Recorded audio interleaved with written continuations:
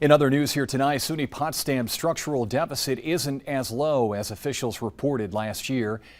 A structural deficit is a reoccurring debt and requires cuts.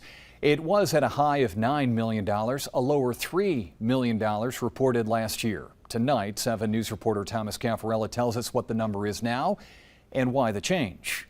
SUNY Potsdam's structural debt stands at $6.5 million, not the $3 million officials reported last June, but better than the $9 million debt it had 2 years ago. Things change so rapidly nowadays that you can't just sort of, put your, develop a plan and then set it on autopilot. You have to continue to make adjustments. Vice President for Business Affairs Brent Parker says the higher amount is a result of many things, including fewer students living in on-campus dormitories, unforeseen equipment breakdowns, and wrong data for campus salaries. We thought the data we were looking at had all of the elements of those contractual increases in it, and it didn't, so that was part of it.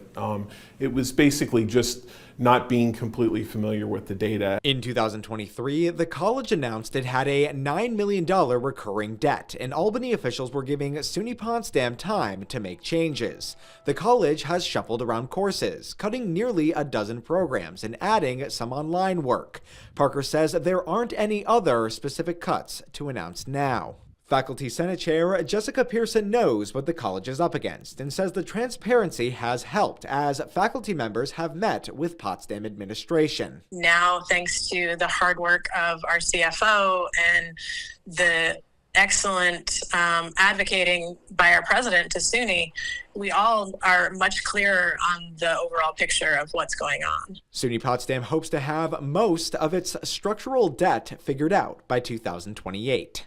Thomas Caffarella, 7 News.